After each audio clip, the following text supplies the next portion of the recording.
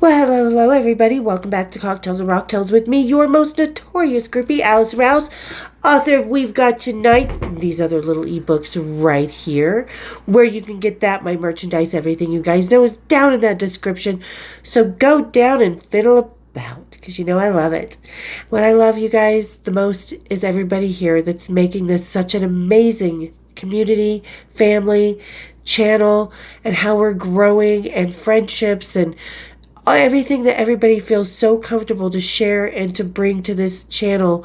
Thank you guys so much. It really truly means the world. And speaking of the world, you guys, we're going to be back in the 80s in Salt Lake City because you know what? I really love the suggestions you guys bring to the channel for the episodes and stuff. And I have kind of talked about this band before, but not a whole lot.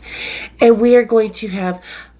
It's already kind of open because I was filming before. I started to film this episode before, and it was a disaster. This bottle fell over, went into the electric, everything. So I had a minor meltdown, but we're going to be okay. So we're going to have this nice little Indian lager, Taj Mahal, really crisp, really great, kind of a sweetness to it. So everybody, grab your sweetie little Taj Mahals, kick up your feet, and let's have a little cocktails and rocktails. Cheers, big ears. Definitely so good. I love this, you guys. Like I said, there's a little sweetness to it, but it's just an easy drinking, crisp, yummy flavor. So if you're not into all the crazy flavors and the stouts with the bourbon soaks like I am, this is a really great beer for you. Just grab it, drink it, no worries. All right, so where was I? Sorry, I had to pause for a moment. Had a phone call. But all right, so we're going back to is this 88 or 89? Oh, this is 88. So this is May 1st of 1988. And you guys, as requested, someone asked me, have I ever met Aerosmith? Oh, yeah, quite a few times. But this is one of the first. Like I said, this is May of 1988. Here's my past right here, you guys. And we're going to do a little reading from the book. Because you guys seem to like it, and I like kind of reading it for you guys. So, all right. So this is May of 1988. My senior year was 1988. So this kind of takes you to where I am when I was still 17, 18 years old. So it was the end of my high school years. I had long since gone to an alternative school and tested out of the pubescent life. I was full-time at beauty college in the day, high school at night, working at Burger King, partying with bands, and readying myself for a future that would never happen. Still just 17. You know, I get a lot of people, why didn't you stay in school? She's so stupid, all this stuff. Bitches, I was in school. 2 different schools my senior year alone. And working full-time. What were those haters doing? Oh, that's probably right. Having a few, leftover beers and fucking the football team. I was working towards a fucking future. I was full-on adulting at 17 years old. So, that's for the haters. All right. Still, as a teenage girl, I wanted something to amuse myself, and I should have known that even though it was a fun thing, no kind of school was for me. All my friends were graduating and going to prom and getting accepted to colleges. I had no interest. Why should I?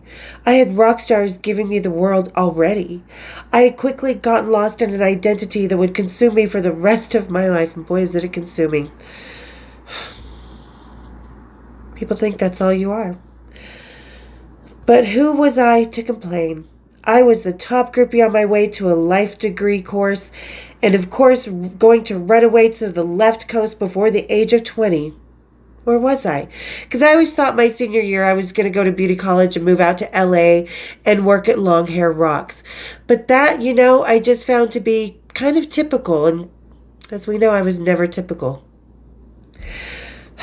I'm kind of a fly by the seat of my pants, girl. Okay.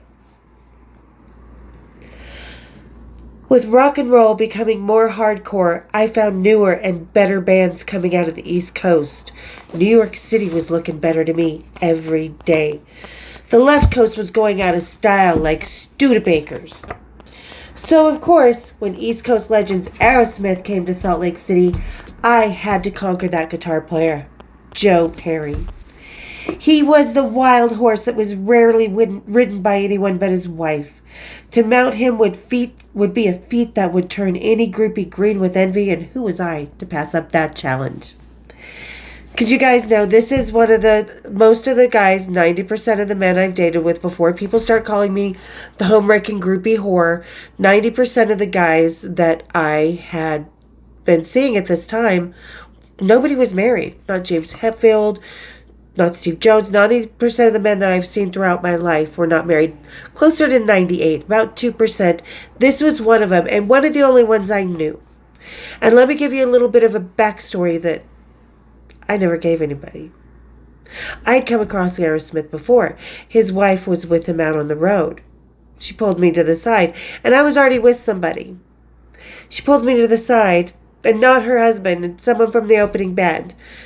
So she said, because she was going home and she knew they were coming. Oh, that's right. She knew they were coming to Salt Lake City. She had to go home because she was pregnant.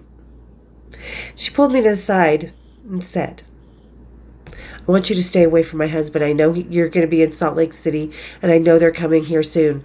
And I see the way he looks at you, so stay away from my husband. Talking to me?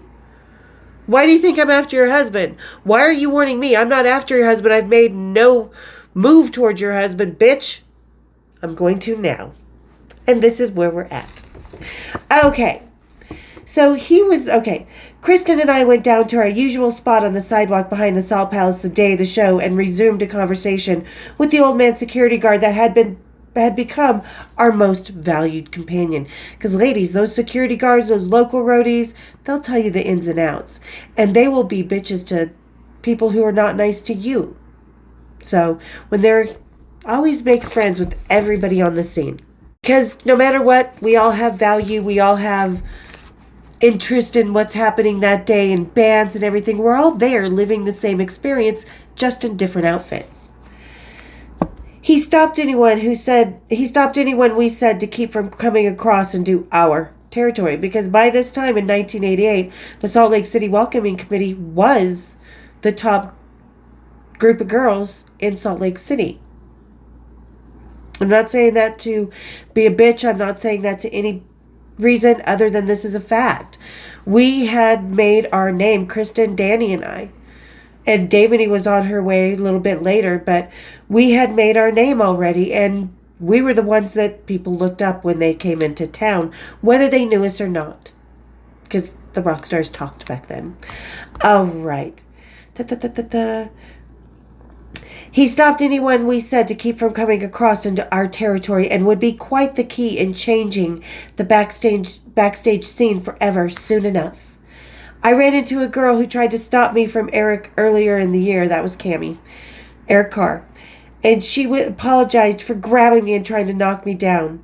She knew she was defeated when it came to Eric and decided it would be better to align herself with our ranks, since Boucher, the groupie whose coattails she had rode on backstage thus far, had gone to L.A. She had a car, and I was going to be soon without a partner in crime. I thought about it and took her number from my just-in-case file. Who knew? She may come in handy. And I talk about Cammie because there's a reason behind it, and I think we've all kind of figured out that she had already tried to tackle me away from Eric Carr. And this is a girl who, in the subsequent years, just as recently as, 10 years ago, was telling her ex-fiance, who contacted me, that she was engaged to Eric Carr when she never even kissed him. They never held a conversation. She told so many lies. I don't even know what is her truth anymore. So you guys think I'm being a bitch to her, there's a reason behind it. She also took advantage of me. I had to have her kicked out of my house legally because she didn't have any place to go, because she was trying to screw her roommate's husband. So, okay. So don't think I'm being a bitch to her for any reason, without reason. She was a bitch to me back then. She tried to punch me on several occasions for no reason. So that's why. Anyway, so I took her number just in case file, because Kristen was going to Hawaii. She was going to go finish high school in Hawaii. I turned away and went about Kristen and I's conversation, which was immediately interrupted by the tour bus driver. He was out washing the bus and trying pathetically to flirt with my friend. She knew how to turn this into our advantage and dragged me across the curb and onto the best way ever to get the band's attention. Because this is something Kristen and I did, and I think this was the day it was invented, and we've talked about this. They would, the tour bus drivers would be up washing their tour buses, doing whatever. So we took advantage of this situation, because how many times have you seen in the tits and ass kinds of movies car wash scenes? This time it was a tour bus. Sure enough. Okay. We each grabbed a sponge and began to tease about washing the bus. I took the hose and sprayed the water over the steel home. Kristen twisted the sponge onto her tits while I let the hose turn on me. We did this scene for about 10 minutes, much to the horror of the other sidewalk chicks, but much to the happiness of the gathering group of men, taking pictures and enjoying the waterworks, which is exactly what we had planned. We knew what we were doing. We were calculated, you guys. This was not the rock stars' world. This was a groupie's world, and the rock stars were invited to be a part of it. And we enticed them into it. And this was one of the ways. Like I said, picture it. Every tits and ass movie, car wash scene you've ever seen. Stacy's mom has got it going on. Okay. So we did this scene for about 10 minutes, much to the horror of the other sidewalk chicks, but much to the happiness of the gathering group of men taking pictures and enjoying the waterworks, which is exactly what we had planned. Several of the men had come to our sides and began the dance to vie for our velvety sexual attention. Kristen and I, because it was the band game. Never cared for games they played, did you, James? But it was the band game. Everybody kind of played it. We all had our, flirting coming up. Hey, girl, what's your name? Ooh, I'm Allison. So what's yours? So we all know how that game starts. The little flirting game. Kristen and I would play out this exact game a couple more times with the exact same results. Even as young girls, with the training of rock and roll's finest seducers, we knew how to bring the dice to the game and won every single gamble we put our minds to. Anyway, Kristen and I would be snatched up by White Lion's guitar player Vito Bratta. He took us victoriously onto the bus in the best groupie trophy fashion and began his hosting duties. Vito settled into the cushions next to me before his drummer, Greg D'Angelo, came on board and started to annoy my friend. He was followed by their beautiful singer, Mike Tramp, and bassist James Lomenzo. Little did I know that a few long weeks from now, I would be sitting under fireworks with one of them and not the man next to me. Kristen was about to punch Greg because he's annoying as fuck. Sorry, Greg. I know you're friends with me we're friends on Facebook now, but you were kind of an asshole to us back then. You were. So he just had no personality outside asshole. But once in the doors, we could always escape to our real missions. Because we had missions. We knew who we wanted. We weren't stalking. Like I said, we had a game of seduction. Today, it involved hoses, sponges, and white lions. So don't get me wrong, Vito was a sweet and handsome guy. I liked him and was definitely flirting back and setting up my just in case for the night. You always have to have a backup plan, ladies, because the rock star you like may not be one you have chemistry with, may have someone else he sees in town. You may hate each other, so always have a backup and keep your mind open. Okay. But I was still one-track minded for the time being. Vito just couldn't beat the abs on Joe Perry, ladies, to this day. Even 70-some-odd years old. Once in, Kristen and I headed directly to the catering room for some munchies with the White Lion guys. That's when I first passed him in the hallway. Joe was talking to Vito and generally just looking fucking amazing. I could have completely pushed against him the wall. I could have completely pushed him against the wall and oh no, we don't do that. We don't do the R word. But I wanted him that bad. I was about to push him up against the wall and just take him.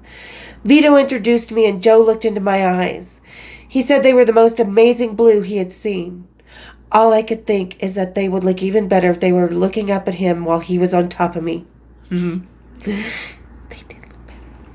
I had a dirty mind and 2 dirty boys to contend with, but only one would be able to get into the ring with me tonight.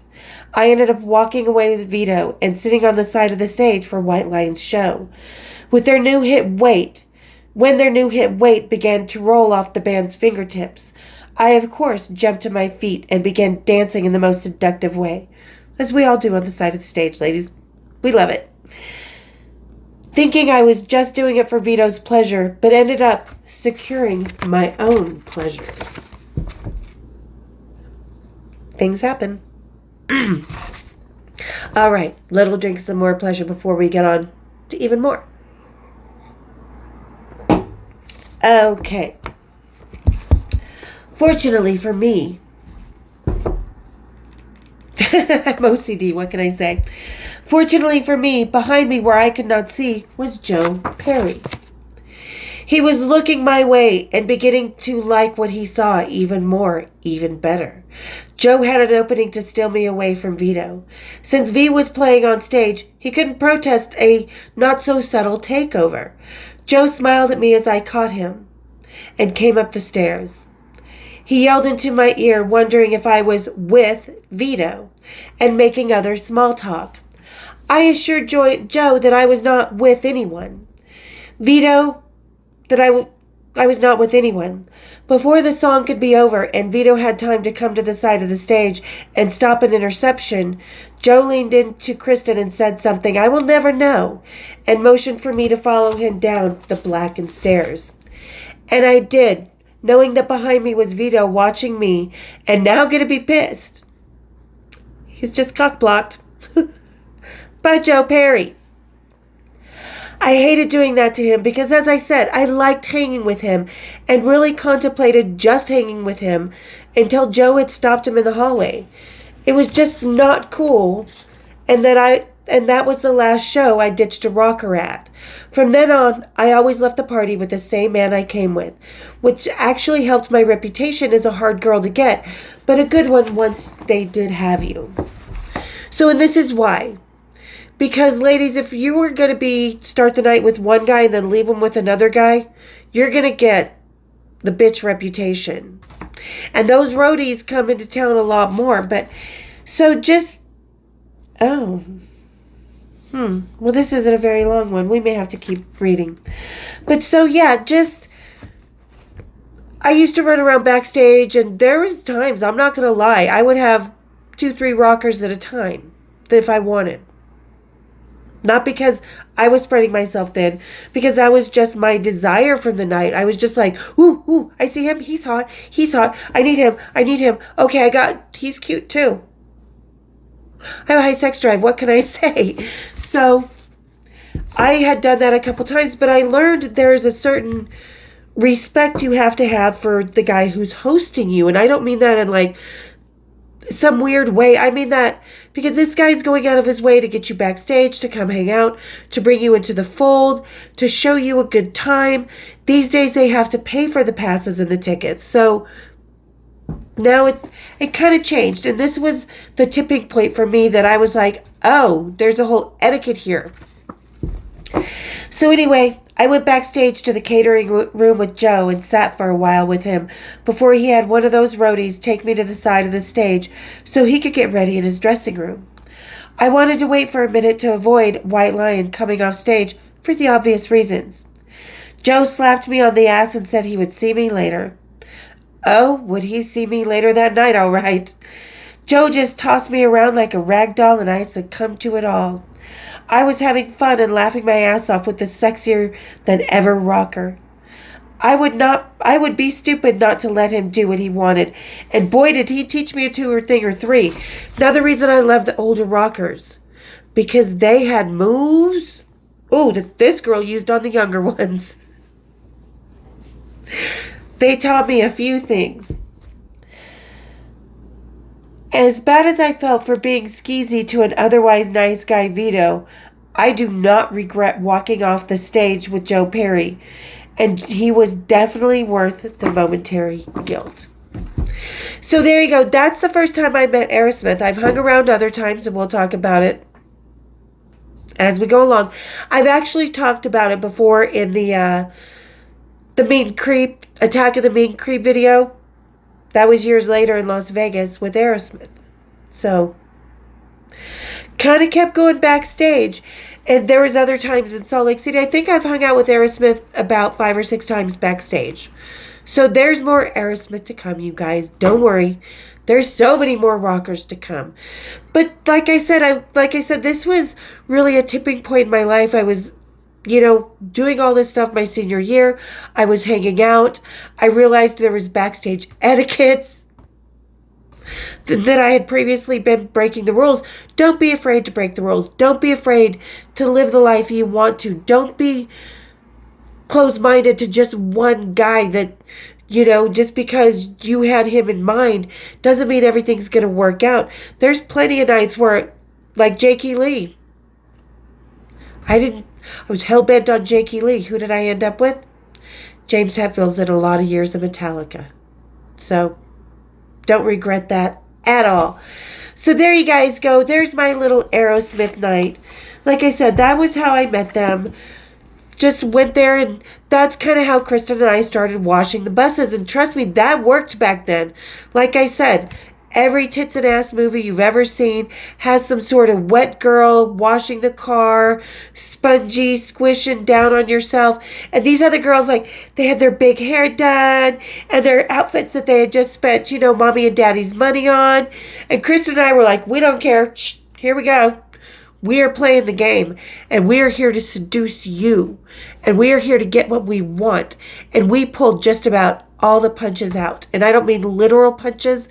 We just knew from the guys how to play the game. Because this is 88. I was 17, almost 18 years old. So I had learned quite a lot from the boys at this time. And what it took to seduce them. And Joe Perry was the one that taught me this one trick. Guys, you will know it, that I'm not going to describe it. He taught me this one that makes a lot of guys really, really happy. But all right, you guys, I know today's episode is short and sweet, and I'm just kind of babbling because I thought that was a longer chapter. Who came after? Yngwie, Black and Blue, Lita Ford when we were making out with her fiance on the side of the stage. Okay, so I hadn't quite learned my lesson yet. But like I said at the beginning, I was a snarky bitch, and I had forgotten about, until Danny actually reminded me of it, that I had run into Aerosmith before, but was with somebody else from the opening band, and was like, I forgot that Billy Perry had threatened me to stay away from... Don't ever threaten me to stay away from your husband. Don't ever warn me. Especially when I wasn't after him at the time. Because I was happy with the guy I was with. Because if you tell me to stay away from your husband, it's on. No, it's not. I don't fuck people's husbands. I'm a slut, but not a dumbass. So, like some certain, I don't know, gym owners from Vail, Colorado, is it? Yeah. Anything started in cheating and lies is going to end up just the same. So if you're trying to get into a serious relationship like that, don't fuck him while he's still married. I wasn't trying to get into a serious relationship with Joe Perry, so I fucked him while he was married to piss off his wife. God, I don't regret it. All right, guys. Thank you to everybody who's made it to the short, quick video, to the end of this one today. Hope you enjoyed it. Hope you guys are having fun with me. Put any more suggestions down there that you want to see me do, or you want to know about, or that I haven't done yet. So put them down there in the comments, and on your way down there, if you're just lurking, you guys hit the share, hit the subscribe, hit my bells. We're almost to 2,000. We're getting there. Let's get up to 2,000 and see how big we can get this, okay? Because I can't do it without you guys' help. And I'm so, again, so thankful for everything, you guys. I just can't even begin to tell you. So, thank you again for making it to the end of the video with me. And you guys, don't forget, like I said, hit the subscribe, hit the share, hit my bells, and we'll see you next time on Cocktails and Rocktails. Cheers, big ears.